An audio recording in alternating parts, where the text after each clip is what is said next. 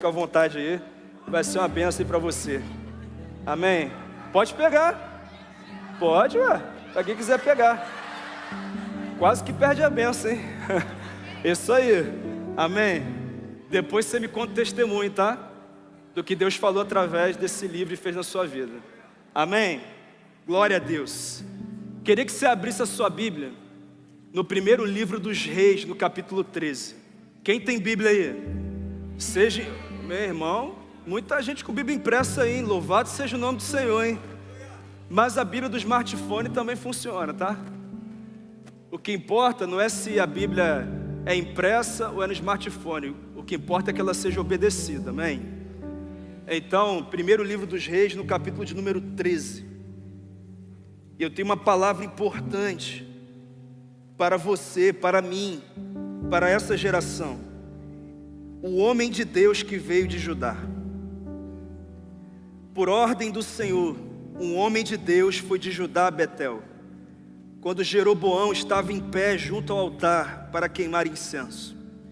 Ele clamou contra o altar segundo a ordem do Senhor: ó altar, assim diz o Senhor, um filho nascerá na família de Davi, e se chamará Josias. Sobre você ele sacrificará os sacerdotes dos altares idólatras que agora queimam incenso aqui, e ossos humanos serão queimados sobre você. Naquele mesmo dia o homem de Deus deu um sinal. Este é o sinal que o Senhor declarou: o altar se fenderá e as cinzas que estão sobre ele se derramarão. Quando o rei Jeroboão ouviu que o homem de Deus proclamava contra o altar de Betel, apontou para ele e ordenou: prendam-no. Mas o braço que ele tinha estendido ficou paralisado e não voltava ao normal. Além disso, o altar se fendeu e as suas cinzas se derramaram, conforme o sinal dado pelo homem de Deus por ordem do Senhor. Então o rei disse ao homem de Deus: interceda junto ao Senhor, o seu Deus, e ore por mim para que meu braço se recupere. O homem de Deus intercedeu junto ao Senhor e o braço do rei recuperou-se e voltou ao normal. O rei disse ao homem de Deus: venha à minha casa e coma algo, e eu o recompensarei. Mas o homem de Deus respondeu ao rei: mesmo que me desse a metade dos seus bens, eu não iria com você, nem comeria, nem beberia nada neste lugar, pois recebi estas ordens pela palavra do Senhor: não coma pão, nem beba água, nem volte pelo mesmo caminho por onde fui. Por isso, quando ele voltou, não foi pelo caminho por onde tinha vindo a Betel. Verso 11.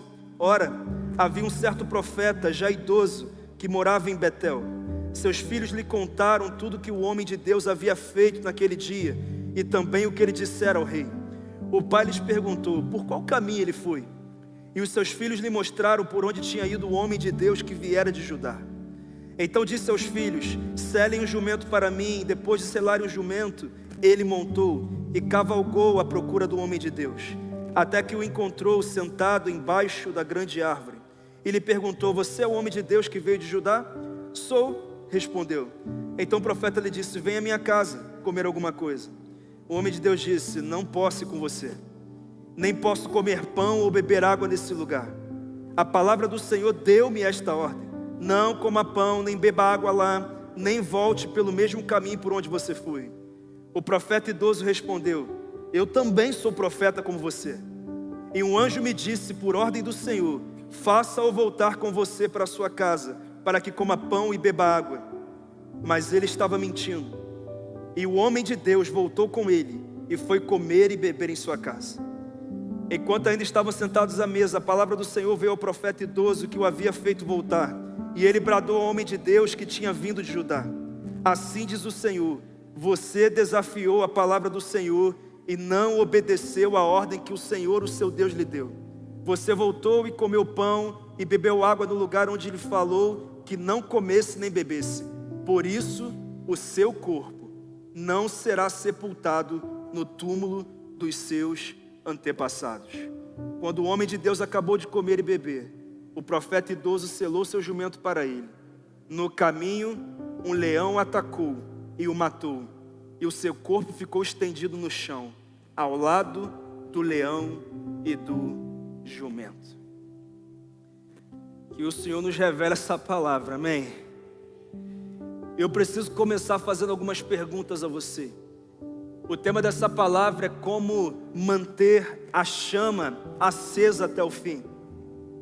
E a primeira pergunta que eu quero fazer a você é: por que algumas pessoas começam a caminhada com Deus tão apaixonadas e anos depois parecem irreconhecíveis?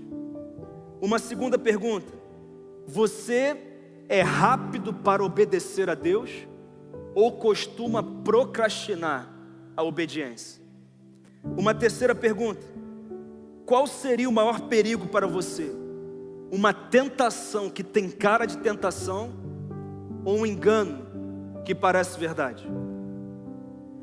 Uma penúltima pergunta é importante: você está construindo uma fé que resiste ao tempo ou apenas vivendo um momento de entusiasmo?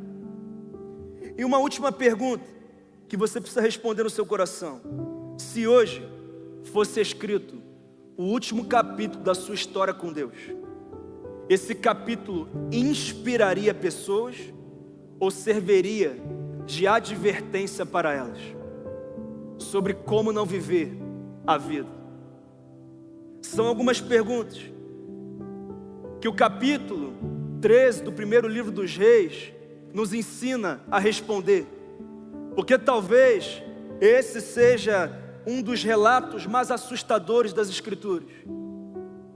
E não é porque ele começa com um homem carnal, que não tinha compromisso com Deus, que não levava Deus a sério, que brincava com as coisas espirituais, que vivia uma vida de hipocrisia, que ia para a igreja, mas na verdade não era igreja, que levantava as mãos no louvor, mas na verdade a sua vida não tinha rendição de verdade a Deus. Não, esse relato não é sobre isso. Esse relato é sobre um homem que foi chamado como homem de Deus pelo próprio Deus, que obedeceu a Deus de forma radical, foi enviado por Deus, foi usado por Deus, enfrentou um rei idólatra, numa cidade idólatra, em uma das estações mais hostis da história do povo de Deus. Ele chegou ali e ele profetizou, e imediatamente o que ele disse que ia acontecer, aconteceu. Algo sobrenatural. Um rei carnal, depois disso, se rende a ele, se humilha diante dele, pedindo ajuda a ele, e ele ajuda. Deus ouve a oração e realiza mais um milagre através da vida daquele homem. Depois, ele recebe uma proposta de sentar à mesa do rei. Ele diz não, de comer, de beber, de ser recompensado com dinheiro, e ele diz não, eu não quero. A ordem de Deus é não, então a minha decisão é não. Um homem extraordinário, impressionante, alguém que, se eu terminasse o momento desse texto aqui, nós diríamos assim: olhe para ele, porque ele é uma referência do homem, da mulher que eu quero ser. Mas infelizmente, esse homem terminou morto à beira de uma estrada, através do ataque de um leão, porque desobedeceu a Deus. E a grande pergunta que esse texto nos obriga a fazer é: como alguém que começou tão bem pôde terminar tão mal? E talvez eu possa evoluir essa pergunta. Não é isso que muitos estão vivendo hoje? Chegam em conferências como essas, pegando fogo, a chama se acende, mas depois de semanas, talvez meses, talvez alguns poucos anos, parece que aquela chama nunca foi acesa. E sabe, queridos, nós estamos tão acostumados a ouvir histórias bíblicas de pessoas que começaram mal, mas depois terminaram bem, como por exemplo, Moisés, que começa como um homicida, como por exemplo, Pedro, que começa negando Jesus, como por exemplo, João Marcos, que começa desistindo de uma viagem missionária em que ele deveria estar presente. Nós conhecemos essas histórias, mas a história de hoje é sobre alguém que começou extraordinariamente bem e terminou de forma trágica. E sabe qual é a verdade? Isso deveria nos assustar, e nos assustar muito, porque talvez seja exatamente por isso que Deus permite um relato desse nas Escrituras. Não apenas para nos impressionar, mas para nos advertir. É Deus dizendo: olha, vocês não precisam terminar assim. Vocês podem terminar com a chama acesa. Vocês podem ser encontrados por mim em uma vida de obediência, de temor, de compromisso, de sinais, de milagres, de maravilhas. O testemunho de vocês pode ser diferente do testemunho da maioria dessa geração. Um testemunho em que você começa queimando e você termina incendiado. E você mantém a tua chama acesa, você mantém o teu compromisso, o teu temor se mudar apenas aumenta, porque cada vez você quer mais Deus, você quer mais da presença, você quer mais da glória, você quer ser mais usado por Ele. Esse pode ser o seu testemunho. E sabe, meus irmãos, talvez a advertência mais perigosa da Bíblia não seja sobre pessoas que nunca caminharam com Deus, mas seja sobre pessoas que caminharam, que foram usadas, serviram, lideraram, influenciaram, viram promessas se cumprindo em suas vidas e através de suas vidas, mas mesmo assim não permaneceram. E vamos ser honestos, todo mundo aqui conhece alguém assim, sim ou não? Inclusive talvez você tenha chegado nessa conferência exatamente assim, como alguém que um dia já foi apaixonado por Deus, grandemente usado por Deus, mas por algum motivo, hoje não é mais. Hoje não é mais. E sabe qual a verdade? As estatísticas dizem que muitos jovens começam a caminhada cristã entusiasmados, mas quando chegam à vida adulta, há uma redução significativa no temor, na entrega e até mesmo na presença desses jovens na igreja. É o que as pesquisas dizem. Então a grande verdade é que a pergunta de hoje não é como é que eu faço para a chama ser acesa, porque essa é a parte mais simples. A pergunta de hoje é: como é que eu faço para, independente do cenário, independente dos processos que eu viver, independente dos desafios da minha vida, a chama que um dia se acendeu permanecer acesa, não por 2 dias de conferência, não pelos primeiros meses da minha vida cristã, não por alguns anos, mas todos os dias da minha vida até que Ele venha. Essa é a grande pergunta que nós precisamos responder hoje, e esse texto nos ensina. Eu quero compartilhar, então nós vamos orar. A primeira direção que esse texto nos dá é que um coração em chamas obedece de forma radical. O que eu vou pontuar agora está nos versos 1 a 10. Um coração em chamas obedece de forma radical. E quando eu falo de obediência radical, eu não estou falando de fazer coisas extravagantes para Deus apenas. Eu estou falando de levar Deus tão a sério que eu não consigo cogitar a possibilidade de não levar a sério aquilo que Deus me disse para ser e para fazer. Uma obediência radical. Foi o que esse homem fez. O texto já começa chamando ele de homem de Deus. Quem chama esse homem de Deus foi o próprio Deus. Nós estamos acostumados a ver pessoas chamando homens e mulheres de homens e mulheres de Deus. Mas esse texto não diz que as pessoas disseram que ele era um homem de Deus. O próprio Deus disse: ele é um homem de Deus. Foi Deus que disse. E isso aqui precisa chamar a nossa atenção, porque a grande verdade é que eu, você, nós podemos ser chamados de homens e mulheres de Deus por outras pessoas, mas só Deus sabe quem é de verdade e quem é fake news. Só Ele sabe quem faz parte da igreja visível, que todos podem ver, e da igreja invisível, que somente Ele pode viver. Só Ele sabe, só Ele sabe. E na Bíblia, poucos foram chamados de homens de Deus, pouquíssimos. A Bíblia chama muitas pessoas de reis, de profetas, de sacerdotes, de servos, mas poucos são chamados de homens de Deus, poucos são. E essa expressão homem de Deus é reservada para aqueles que realmente representam Deus na terra. Então, queridos, a questão hoje não é se as pessoas estão chamando você de homem ou mulher de Deus ou não, porque a grande verdade é que a terra está aplaudindo pessoas que o céu nem conhece, pessoas que nem são mencionadas no céu.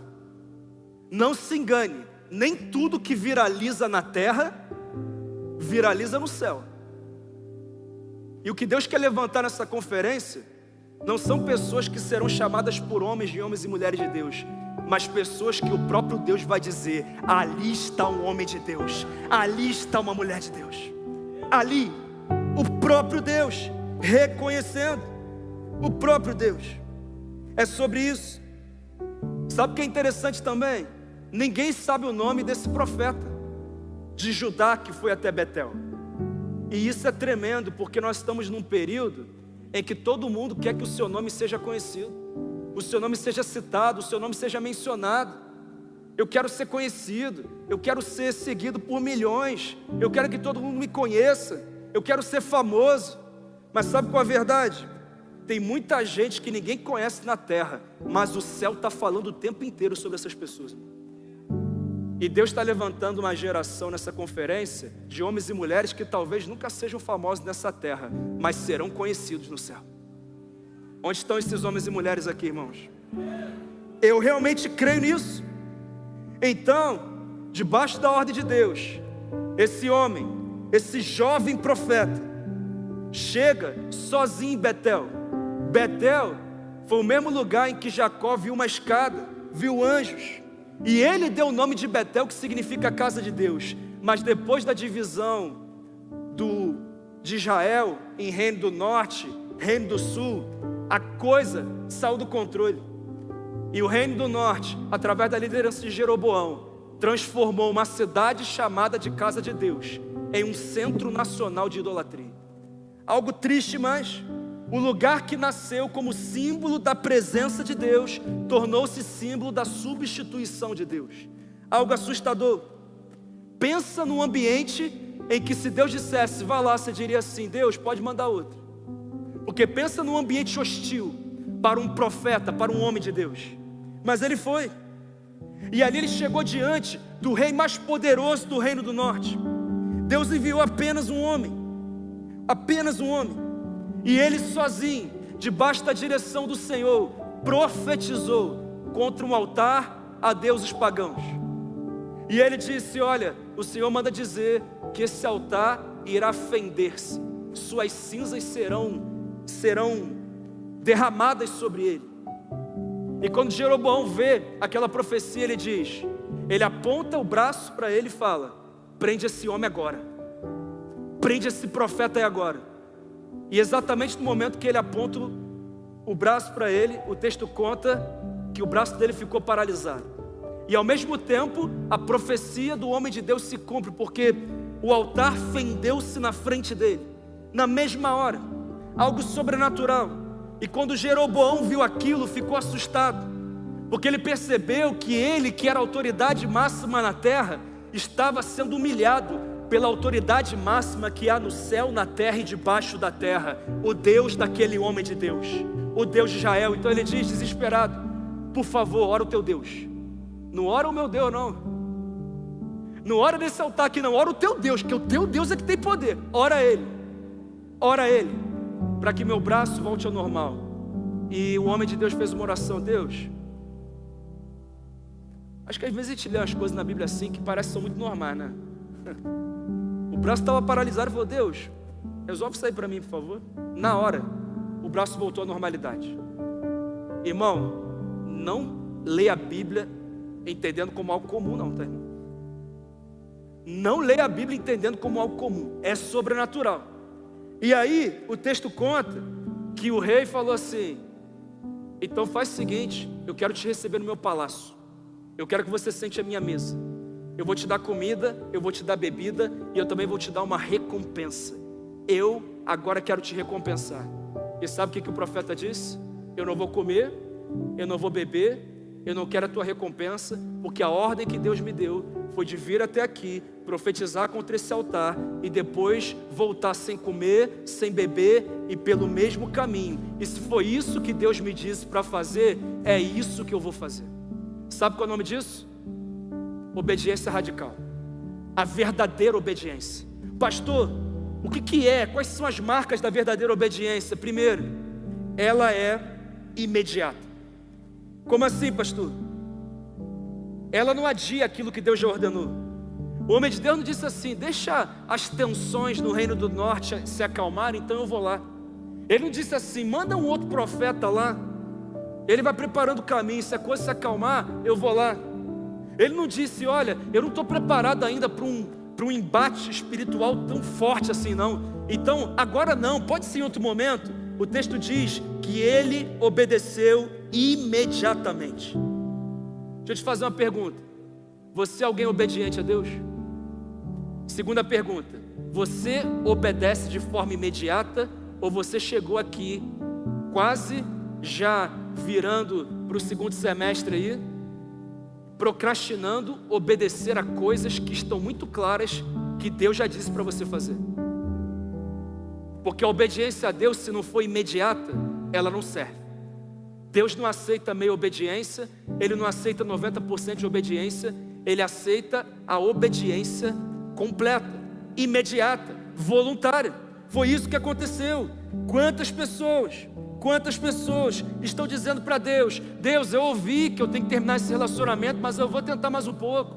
Eu já ouvi que eu tenho que dar esse passo da minha vida profissional, acadêmica, mas deixa eu esperar mais um pouco, deixa o cenário melhorar. Sabe, Deus, eu já ouvi que eu preciso assumir uma função mais relevante no reino de Deus, mas me deixa aqui, porque vai complicar, eu vou ser muito desafiado.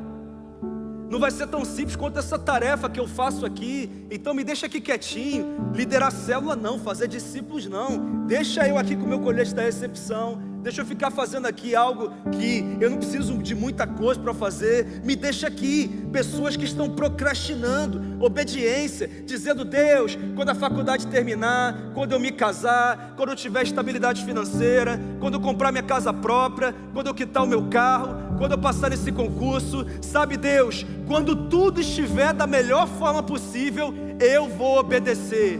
Isso não serve para Deus.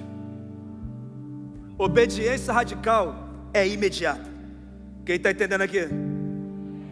Quantas pessoas aqui que já sabem que devem voltar para Deus, não se voltaram, sabem que devem voltar a servir e ainda não voltaram, continuam adiando, sabem que devem abandonar um pecado, mas ainda não abandonaram, estão sempre dizendo: ainda não é a hora, depois eu faço. Deixa eu te falar uma coisa: a obediência nunca floresce no terreno da procrastinação. Nunca. Que todo espírito procrastinador caia por terra nessa noite em nome de Jesus. Você vai obedecer imediatamente, e dessa forma o cumprimento das promessas estará cada vez mais próximo, porque promessa tem a ver com a condição, e a condição é a obediência. Quem entendeu isso aqui? Louvado seja o nome do Senhor. Há uma segunda marca na obediência radical, é que ela é completa. Ela não escolhe quais ordens obedecer. O homem de Deus obedeceu todas as ordens. Ele foi imediatamente a Betel, profetizou contra o altar, não comeu, não bebeu, não voltou pelo mesmo caminho. Ele fez tudo. Mas eu falo isso porque hoje parece que existe uma espiritualidade seletiva. Tem gente que levanta as mãos para adorar no momento do louvor, mas é alguém que até hoje vai na raiz de amargura e tem procrastinado perdoar quando já deveria ter perdoado. Tem pessoas que servem a Deus, mas servem com o coração e com a vida suja, impura. Ou seja, obedecem por um lado e desobedecem por outro. Pessoas que evangelizam, ganham pessoas para Cristo, mas não honram pai e mãe, que é um princípio inegociável da palavra. Obedecem por um lado, mas procrastinam do outro. Pessoas que frequentam todos os cultos, mas continuam alimentando uma vida secreta que ninguém conhece. Quantas pessoas? Irmãos, isso é muito sério. Sabe por quê? Porque Deus nunca nos autorizou escolher as direções dele que nós iremos obedecer. Ele sempre disse: obedeça completamente aquilo que eu tenho direcionado. E foi isso que aconteceu com aquele homem. E a última marca da obediência é que, além de ser imediata e completa, ela é voluntária. Como assim, pastor? Ela é voluntária. Você não vê o homem de Deus discutindo com Deus. Você não vê o homem de Deus chegando em Betel reclamando: eu não queria estar aqui, eu não queria estar fazendo isso, eu tenho um monte de coisa para fazer na minha vida, eu tenho um monte de responsabilidade, eu estou com um monte de problema, eu não queria estar aqui não, sabe? Não é o melhor momento, então eu não queria estar aqui, eu vou até fazer, porque Deus está mandando, mas só vou fazer por causa disso. Ou seja, não é uma obediência voluntária. Deixa eu te falar uma coisa: quem ama a Deus não o obedece apenas por obrigação. Quem ama a Deus, ama também a sua vontade. Existe uma diferença enorme entre fazer a vontade de Deus e amar fazer a vontade de Deus. Há pessoas que obedecem reclamando, murmurando, reclamam para servir, reclamam para ofertar, reclamam para congregar, reclamam para perdoar, reclamam para abrir mão do pecado, reclamam para evangelizar, mas quem conhece o Senhor entende que obedecer não é um peso, mas é um privilégio. Deixa eu te falar uma coisa: tem outro perfil de pessoas que Deus está levantando nessa conferência, de pessoas que não apenas o obedecem, mas amam obedecê-lo, amam agradar o Pai, e por isso fazem voluntariamente, em nome de Jesus. Eu te pergunto, como é que é a tua obediência? Ela é imediata? Ela é completa? Ela é voluntária? Se não for, que hoje você alinhe isso na sua vida e se prepare, porque Deus vai te colocar numa aceleração dos propósitos, das promessas que Ele tem para a sua vida. Ele estava só esperando você obedecer.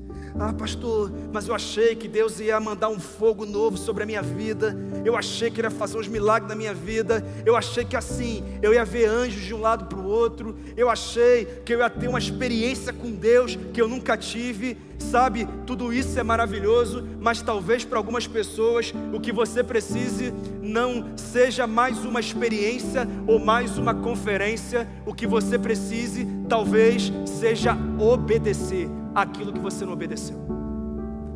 É simples assim, não tem frase de impacto não, tem a palavra revelada do Senhor. A grande verdade é que antes do keep burning, tem que ter o start burning, irmão. E não dá para obedecer a Deus com 10% da nossa vida, tem que ser 100%. Onde está o povo que vai obedecer 100% aqui, irmãos? Pensa no que Deus pode fazer com uma geração que obedece a Ele com totalidade. Esse estado verá, essa nação verá, a história verá. Louvado seja o nome do Senhor, aleluia. Obediência radical. Mas segundo, eu aprendo nesse texto que para alguém que quer manter a chama acesa, a palavra de Deus deve ser a última palavra. A última palavra. O verso 11 diante diz: ora, havia um certo profeta já idoso que morava em Betel. Seus filhos lhe contaram tudo o que o homem de Deus havia feito naquele dia, e também o que ele dissera ao rei. Vamos para o verso 14. E cavalgou à procura do homem de Deus, até que o encontrou sentado embaixo da grande árvore e lhe perguntou: você é o homem de Deus que veio de Judá? Sou, respondeu. Então o profeta lhe disse: venha à minha casa comer alguma coisa. O homem de Deus disse: não posso ir com você, nem posso comer pão ou beber água nesse lugar. A palavra do Senhor deu-me esta ordem. Verso 18. O profeta idoso respondeu: eu também sou profeta como você. E um anjo me disse por ordem do Senhor: faça-o voltar com você para a sua casa, para que coma pão e beba água. Mas ele estava mentindo. E o homem de Deus voltou com ele e foi comer e beber em sua casa. Meus irmãos, até aqui estava tudo bem. Se terminasse aqui a história, nós contaríamos de outra forma o testemunho da vida desse homem de Deus. Talvez pudesse ter se tornado o maior exemplo de fidelidade do Antigo Testamento. Mas a narrativa mudou, porque nos 10 primeiros versículos apenas uma voz governava a história: a voz de Deus. Não havia conflito, não havia negociação, não havia procrastinação, não havia dúvida. Mas então chegou um novo personagem, um velho profeta que morava em Betel. E aquele profeta chegou até aquele homem de Deus, aquele jovem profeta. E sabe, deixa eu te falar uma coisa: se você olhar para a história, você vai perceber que o maior perigo daquele homem já não era Jeroboão, porque Jeroboão tentou intimidá-lo e fracassou, tentou prendê-lo e fracassou, tentou recompensá-lo e fracassou, ele não conseguiu derrubá-lo, então Satanás mudou de estratégia. E eu queria que você entendesse uma coisa: o inimigo nunca desiste de te derrubar, porque de repente você chegou aqui dizendo: eu venci a tentação, glória a Deus, mas se prepare para vencer a próxima. Porque quando ele não consegue te vencer de uma forma, ele muda a forma. E se ele não conseguir, ele muda de novo. E ele vai tentando uma forma de conseguir te convencer a fazer aquilo que ele quer que você faça, e não aquilo que Deus quer que você faça. Ele nunca desiste de você. Ele continua.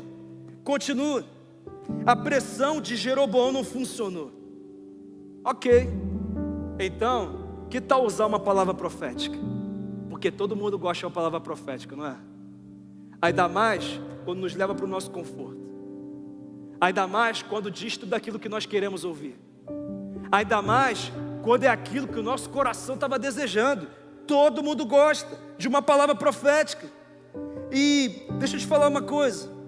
Eu não sei quanto tempo durou esse relato até aqui, mas eu imagino que muito tempo. Então aquele homem estava sem comer, sem beber, estava cansado. Pensa numa proposta interessante: eu vou comer, não qualquer comida, mas a comida do rei. Eu vou beber, não qualquer bebida, mas a bebida do rei. Eu vou sentar à mesa dele. Com certeza tem um quartinho naquele palácio. Vou tirar um sono ali rapidinho. Vou recuperar. Vou ficar novo. Olha que proposta impressionante. Que coisa incrível. Então o profeta chegou e falou: aqui, já que você não comeu com Jeroboão, vai comer lá em casa. Ele diz assim: olha, a ordem do Senhor foi não comer, nem beber, nem voltar pelo mesmo caminho. Eu vou obedecer a Deus. Mas aí vem uma palavra profética. Ele usa a carteira de profeta. Ele diz: eu sou profeta que nem você, inclusive eu sou mais velho, você deveria me ouvir. Um anjo apareceu a mim e disse que o Senhor mudou de ideia. Irmão, você já viu Deus mudar de ideia, irmão? A Bíblia diz que eu, o Senhor, não mudo, que Ele é o mesmo ontem, hoje e para sempre. Que a palavra de Deus, tudo pode mudar, céus e terra passarão, mas a palavra de Deus permanecerá. Mudou de ideia. Ele disse: você pode comer lá em casa, está autorizado. E sabe o que o homem de Deus fez? Comeu. Ficou. Ele comeu. Decidiu ficar. O que o jovem profeta ouviu era tudo que ele queria ouvir. Sabe quando Deus te manda terminar um relacionamento, sair de certas mesas, abandonar certas práticas, ajustar o teu comportamento, dar alguns passos na tua vida ministerial, na tua vida espiritual? Ele diz para você: mas você está dizendo não é o que eu quero, então eu quero mais uma confirmação, eu quero que o Senhor mais uma vez me diga, eu quero um sinal, agora eu quero outro sinal, e depois eu quero outro sinal. Sabe quando nós estamos na expectativa de atender aquilo que o nosso coração quer, e de repente vem alguém e fala em nome de Deus dizendo: olha, eu vi um anjo, e o anjo do Senhor me disse que Deus agora está autorizando. Era o que muita gente queria ouvir. E sabe qual é a verdade? É o que muita gente está ouvindo, porque está acreditando que toda palavra profética vem de Deus. Mas eu quero te dizer que nem toda palavra profética vem de Deus. Essa é a grande verdade. Os únicos profetas que não poderiam ser questionados foram os profetas do Antigo Testamento, até que Deus eliminou esse tipo de profeta que não pode ser questionado. Ele eliminou. Hoje, o chamado para o ministério de profeta é bem diferente. Se aquela profecia não for confirmada pela palavra, então ela não é aprovada por Deus. É por isso que nós devemos examinar a profecia e examinar o profeta. Você não deveria acreditar em tudo que eu estou falando, não. Vai para casa e mergulha nesse texto aqui. Rumina na palavra. Para de acreditar em tudo que você ouve na internet, TikTok, YouTube, Instagram e o que quer que seja, nos púlpitos por aí. Vai buscar a palavra, vai confirmar a palavra. Não brinque, não negocie. Tem muita gente falando em nome de Deus, mas que não tem a chancela de Deus sobre a sua vida. Preste atenção nisso. Nem sempre os ataques do inimigo parecem ameaças. Às vezes, parecem palavras proféticas. Às vezes, parecem respostas. E eu sei que você está vacinado para as ameaças. Irmão, quando vem uma ameaça, já fala. Eu já sei que não é de Deus. Mas a maioria das pessoas não está vacinada para elogios, para palavras proféticas, para direções confortáveis, para bênçãos, para experiências. Então vigie diante das ameaças e vigie também diante das palavras proféticas. É isso, sabedoria. O perigo naquele momento não era mais uma coroa, mas era uma linguagem espiritual. E eu quero te dizer que é mais fácil resistir a um ataque declarado do que discernir uma mentira revestida de espiritualidade. E foi isso que aconteceu naquele momento. O profeta não convidou o homem de Deus para pecar, ele não disse desobedeça a Deus. O que ele disse foi: eu recebi uma nova revelação de Deus, uma nova palavra, uma nova direção profética. E esse é o momento em que todo mundo diz: eu quero, é uma nova direção, é uma nova palavra, era o que eu queria, era o que eu precisava. Mas eu quero dizer que Deus está levantando uma geração que não vive na expectativa de uma nova palavra, mas que vive obedecendo repetidamente, todos os dias, a mesma palavra, a mesma santa palavra, que é útil e capaz de nos ensinar, de nos corrigir, de nos aperfeiçoar, de nos transformar, de nos libertar e de nos preparar para viver a plenitude da vontade de Deus. É isso, é a santa palavra. Ame a palavra, mergulhe na palavra, em nome de Jesus. É a palavra de Deus. É sobre isso, é sobre isso. Ah, meus irmãos, eu não sei se você se lembra, mas séculos depois, em Gálatas 1:8, Paulo disse assim: ainda que nós apóstolos, pastores, líderes, ou um anjo dos céus pregue um evangelho diferente daquele que lhe pregamos, que seja amaldiçoado. Amaldiçoado. O profeta disse: um anjo falou comigo. Ainda que um anjo fale, ainda que aconteça uma experiência sobrenatural, eu queria te dizer uma coisa: a autoridade nunca esteve na experiência, a autoridade sempre esteve na palavra de Deus. E isso precisa estar muito claro no nosso coração. Nenhuma experiência espiritual tem autoridade para cancelar uma palavra que Deus já falou claramente. Tome muito cuidado. O próprio Moisés, em Deuteronômio 13, já dizia isso. Ele dizia: ainda que um profeta faça sinais e maravilhas, se suas palavras conduzirem o povo à desobediência, ele não deve ser ouvido. Não se engane, Satanás também opera com sinais, com milagres, com maravilhas. Ele também tem poder. Ah, meus irmãos, milagres não autenticam uma mensagem. O que autentica uma mensagem é a fidelidade à palavra de Deus. E nós precisamos entender isso. E vamos prestar atenção numa coisa do texto. Onde é que o profeta velho morava? Em Betel, o ambiente mais idólatra da terra. Como é que um profeta de Deus mora num ambiente como esse e nada muda?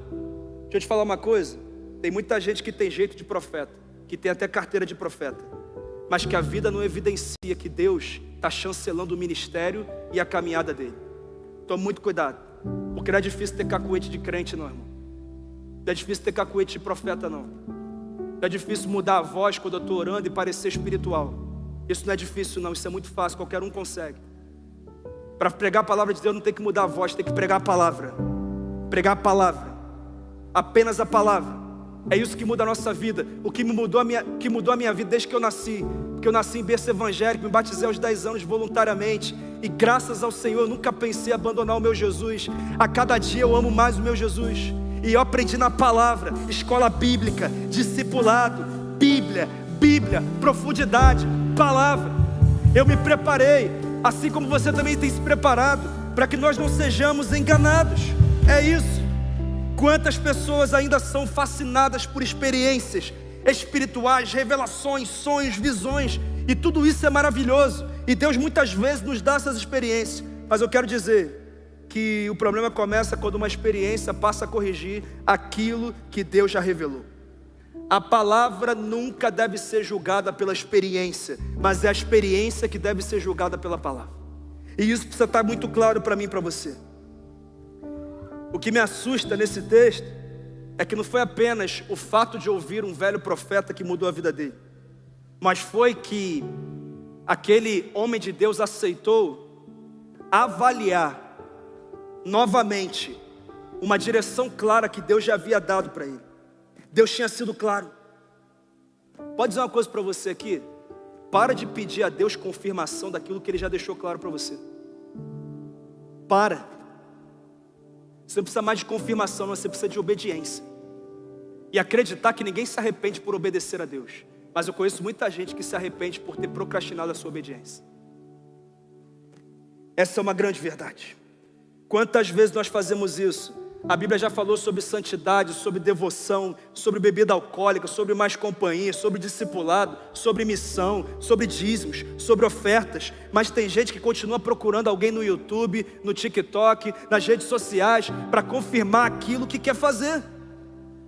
Para encontrar alguém dizendo, não, isso era cultural, era da época, não, agora não é mais assim não, sabe, não funciona agora não. Deixa eu te falar uma coisa, se você procurar alguém para confirmar o que o teu coração que é enganoso deseja, fica tranquilo, tem um monte aí.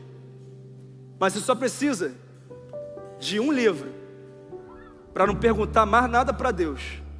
Porque aqui, ele não apenas começou a escrever, mas ele encerrou a maior revelação que já deixou para a humanidade. A Bíblia, a santa palavra do Senhor. Você tem meditado nela? Como é importante ouvir isso. Ah, meus irmãos, o problema nunca foi falta de Bíblia. O problema é quando começamos a procurar alguém que autoriza o que Deus proibiu. E talvez seja exatamente esse o problema daquele homem. Mas eu te pergunto, será que tem alguém aqui pedindo mais uma confirmação para Deus daquilo que Ele já deixou claro, que não vai mudar? Talvez a confirmação seja essa própria palavra. O que eu disse, eu já disse. Eu não vou falar de novo. Só obedeça, em nome de Jesus. Mas em penúltimo lugar, eu aprendo nesse texto que não podemos tratar como comum o que Deus chama de santo. O que eu vou falar aqui está nos versos 20 a 32. Pastor, o que aconteceu? Ele decidiu ouvir o profeta velho, comeu. E aí, o profeta velho agora foi tomado pelo Espírito Santo e disse, você desobedeceu a Deus. Pastor, como é que é esse negócio? Irmão, Deus usa quem quer. Nossa, ele é muito usado por Deus, é homem de Deus. Deixa eu te falar uma coisa, nem todo mundo que é muito usado por Deus é homem de Deus. Deus usou um profeta carnal, Deus já usou mula. Fala aí quem mais Deus já usou. Então assim, ser usado por Deus não significa que Deus está aprovando a nossa vida. Ele usa até gente carnal para cumprir propósitos divinos. Ele usou um rei ímpio chamado Sírio, do Império Persa, para ser um instrumento para tirar o povo dele do exílio babilônico. Não era homem de Deus não, mas Deus usou ele. Então tome cuidado. Foi o que aconteceu ali. Foi o que aconteceu. E o texto conta que o profeta falou, pode subir no meu jumento e vai nele. E no meio do caminho, um leão atacou aquele homem de Deus, matou ele. Mas tem algo bem curioso aqui. Você já viu um leão atacar um ser humano e do lado tem carne pronta para ele, jumento, não atacar? Você já viu leão não terminar a refeição? Matou o homem, mas não comeu o homem. E nem comeu o jumento. Pastor, como assim? Quem mandou o leão foi Deus, irmão. E até os leões obedecem às ordens de Deus. Foi o que aconteceu ali. Morreu. O profeta velho foi usado por Satanás para direcionar, mas agora foi usado por Deus para dizer, você errou e você não vai ser sepultado com seus antepassados. Irmãos, isso é assustador. E talvez a pergunta que seja é, pastor, ele só comeu um pão? E esse é o nosso problema. Essa é a pergunta que a nossa geração tem feito, e a pergunta errada. Nós aprendemos a medir o pecado pelo tamanho da atitude, mas Deus nunca mediu o pecado assim. Deus mede o pecado pela santidade de quem foi desobedecido. Não importa se comeu pão, se bebeu água, se foi uma mentirinha só, se foi só um detalhezinho só. Não é sobre o tamanho da atitude, é sobre o tamanho do Deus que está sendo desobedecido, irmão. É sobre isso. Ele perdeu o temor. O problema nunca foi pão, água ou refeição. O problema foi a desobediência. Irmãos, se nós reduzimos essa história a um homem que morreu por causa de uma refeição, nós transformaremos o nosso Deus em um Deus arbitrário. Mas se nós entendermos que Ele morreu porque tratou uma ordem clara de Deus como negociável, nós começaremos a entender o que significa o temor do Senhor. Nós vamos entender. Foi isso que aconteceu. A ordem foi: não coma, não beba, não volte pelo caminho. Foi simples, não precisava mudar. Mas eu queria que nós entendêssemos algumas coisas. Não é o tamanho da atitude, é o tamanho do Deus que se entristece por causa da atitude errada. Quem está entendendo isso aqui? É importante. E nós nos acostumamos tanto com o sagrado que deixamos de tratá-lo como santo. Eu não sei se você é como eu assim, a nossa igreja é no aeroporto, né? Mas mesmo assim, passa aeroporto o tempo inteiro. Aeroporto, avião, né? O tempo inteiro. Toda vez que passa o avião, eu fico olhando que nem um bobo, cara. Impressionado com aquilo ali. Quem é assim também, irmão? Eu fico. Nem um bobo. Mas o que acontece com quem trabalha no aeroporto todo dia? Já acostumou a ver avião, nem liga mais, não faz mais diferença. Assim como quem, quando foi morar perto da praia, irmão, nossa, estou perto da praia. Hoje não vai nem na praia. Mora perto das montanhas, admirava as montanhas, tirava foto todo dia na montanha.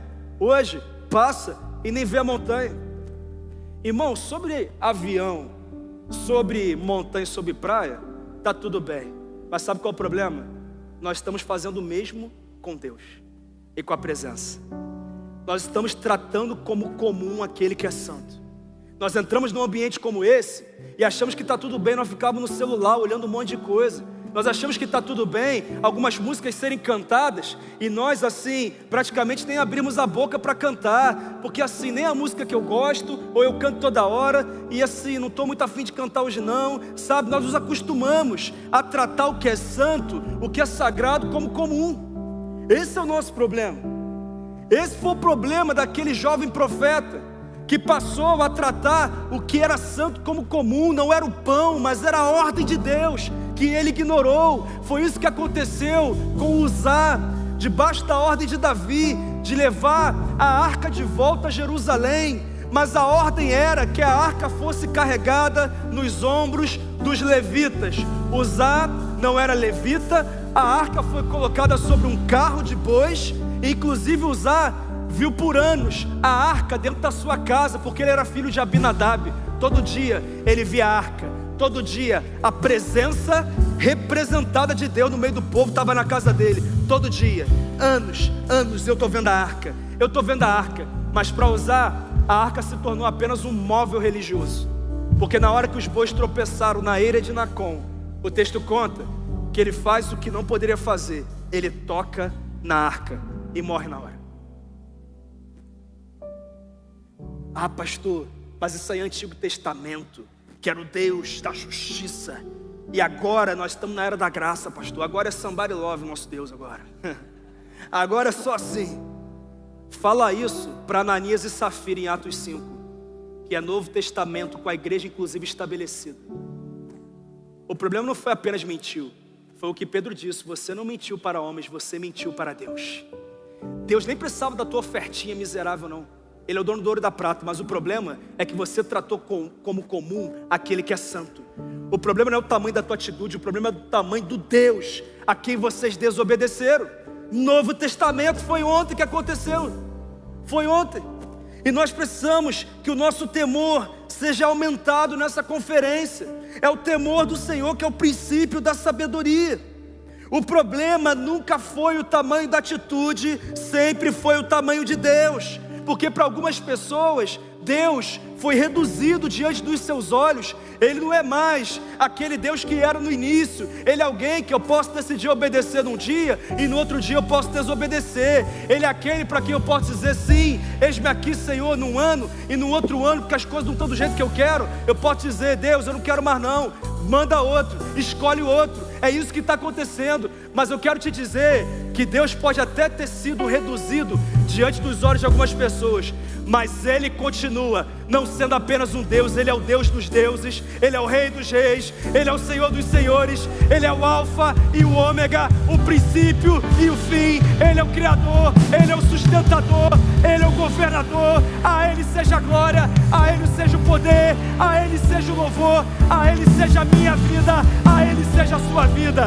É a esse Deus que nós devemos amor e obediência. A pergunta da geração religiosa é: até onde eu posso ir sem pecar? A pergunta da geração santa e incendiada é: como é que eu faço para agradar mais a Deus do que eu agrado hoje? Essa é a pergunta. O que será que Deus chamou de santo, mas você começou a tratar como comum? Quando foi a última vez que você abriu a sua Bíblia esperando realmente ouvir algo de Deus e não apenas cumprir um protocolo religioso? Qual foi a última vez que você se ajoelhou antes de fazer qualquer coisa no teu dia e disse: Deus, eu estou aqui, eu nem sei o que o Senhor quer fazer, mas por favor manifesta a tua glória aqui no meu quarto, aqui na minha sala, aqui na minha vida. Eu preciso do Senhor, eu quero o Senhor. O Senhor pode não mudar nada na minha vida, mas se eu tenho o Senhor, já tenho tudo que eu preciso. Eu só vim aqui contemplar a tua presença. Qual foi a última vez? Qual foi a última vez? Qual foi? O que é que você tem tratado como comum?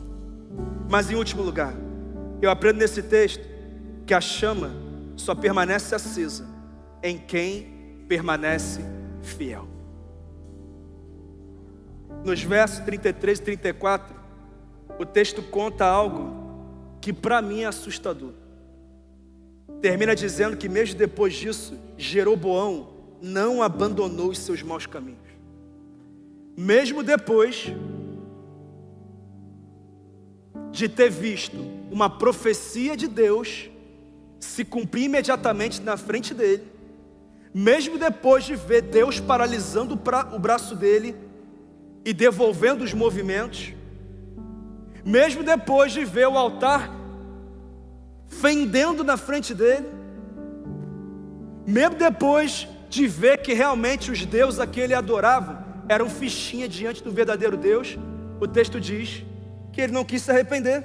Ele continuou, ele não abandonou os seus maus caminhos. Sabe por quê? Porque nem sempre grandes experiências produzem grandes transformações. Só um coração quebrantado pode viver uma verdadeira mudança. A grande verdade é que há uma grande diferença aqui nessa noite. E a diferença não está na presença de Deus, porque Ele já estava aqui antes de nós chegarmos. A diferença está na sua resposta à presença. E talvez essa seja uma das maiores advertências de uma conferência como essa. Porque você pode participar de todos os cultos, você pode levantar as mãos, você pode chorar, você pode sentir a presença de Deus, você pode mesmo fazer votos, viver momentos extraordinários e ainda assim voltar para sua casa exatamente o mesmo. O mesmo. Porque conferências não transformam pessoas, quem transforma pessoas é o Espírito Santo. Em um coração quebrantado, aberto à intervenção dele, à transformação. Mas tem algo que me chama ainda mais atenção. Esse texto tem um homem que começou muito melhor que Jeroboão e terminou tão mal ou pior do que ele. Quem foi? O homem de Deus que veio de Judá. Um cara impressionante. Deus disse que ele era um homem de Deus. Ele começou muito bem, mas ele terminou muito mal. E isso é assustador, porque isso ensina para mim e para você que um grande começo não garante um grande final. A grande verdade não é o tamanho do fogo que está sendo aceso dentro de você nesses dias. A grande questão é como que estará esse fogo quando ele voltar para encerrar a história. É por isso que Jesus não diz bem-aventurados os que começam bem, mas ele diz aquele que perseverar até o fim será salvo. É por isso que Paulo não celebra o começo do seu ministério, ele celebra o final dizendo: eu combati o bom combate, eu completei a carreira e eu guardei a fé. É por isso que Jesus, na carta à igreja de Esmirna, ele diz: ser fiel até a morte e dar-te-ei a coroa da vida. Jesus, O céu não celebra apenas quem começou queimando, mas quem permanece queimando. É isso. Eu sei que a nossa geração celebra a intensidade, mas Deus celebra a perseverança. A nossa geração celebra momentos, mas Deus celebra uma vida inteira. Nós costumamos celebrar um culto, mas Deus celebra a caminhada.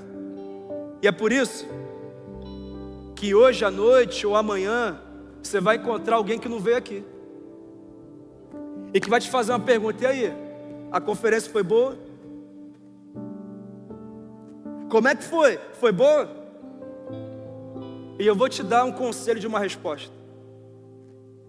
Talvez o melhor seja você dizer assim: ainda é cedo para responder, porque o resultado dessa conferência na minha vida não será medido pelo fato do fogo que eu vivi nesses dias, e sim pela fidelidade que eu vivi nos próximos anos. Essa é a grande verdade. O que vai definir o que essa conferência representou na sua vida não é o que você está vivendo aqui agora, mas é aquilo que você vai decidir viver amanhã, depois de amanhã, nas próximas semanas, nos próximos meses, até o final do ano, nos próximos anos, até que Ele venha. O reino de Deus não é daqueles que começam com fé, mas é daqueles que terminam com perseverança. Onde está o povo que vai terminar perseverante aqui?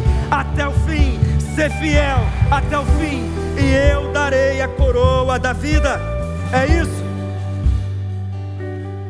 A verdade é que o sucesso dessa conferência vai ser medido quando você voltar para a tua casa, para o teu trabalho, para a tua academia, para a tua faculdade, para a tua escola, para todos os lugares que você frequenta.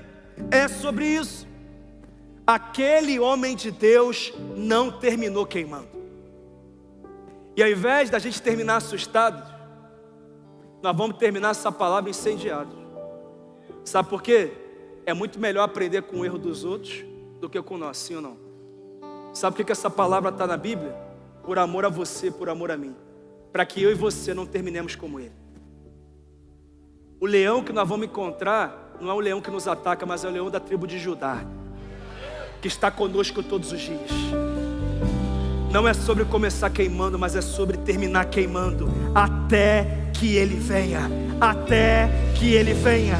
Permaneça todos os dias. A responsabilidade é tua. Você precisa jogar a lenha todos os dias. Bíblia, oração, renúncia ao pecado. Você precisa se afastar de algumas pessoas.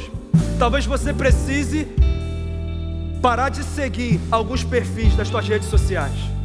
Talvez você precise hoje cancelar esse perfil fake que você tem. Talvez você precise fazer seja parar de procrastinar algumas coisas que você já sabe que Deus te disse para fazer. Talvez o que você precise fazer hoje seja dizer: Deus, tá bom, eu vou parar de dizer que eu te sirvo, enquanto eu sirvo numa tarefa muito simples para mim. Eu vou abrir o caminho para que eu te sirva naquilo que o Senhor me chamou a servir. Tem gente com chamado pastoral engavetado aqui. Hoje Deus está abrindo a gaveta aqui. Deus está abrindo a gaveta aqui e está dizendo: eu te chamei, eu te escolhi.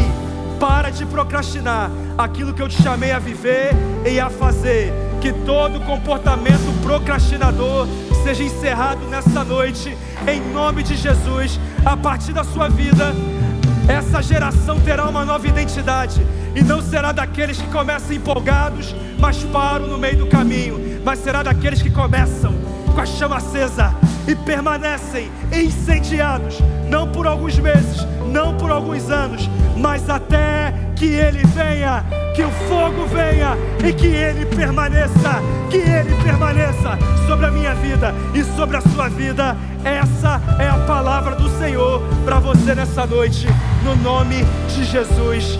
Amém. Amém. Deus falou com você? Você quer ser daqueles que permanecem? Você quer se posicionar para isso hoje?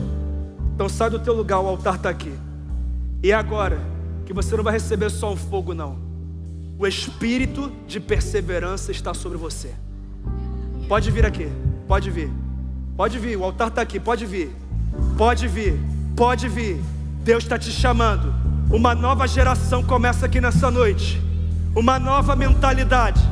um novo coração, uma nova postura, uma nova realidade, um novo comportamento, uma nova cultura de hábitos, um novo momento, uma nova entrega, um novo nível de rendição. Deus está te chamando. Deus te chama. Qual é a sua resposta? Deus te chama. Qual é a sua resposta? Qual é a sua resposta? Em nome de Jesus. Em nome de Jesus. Em teus olhos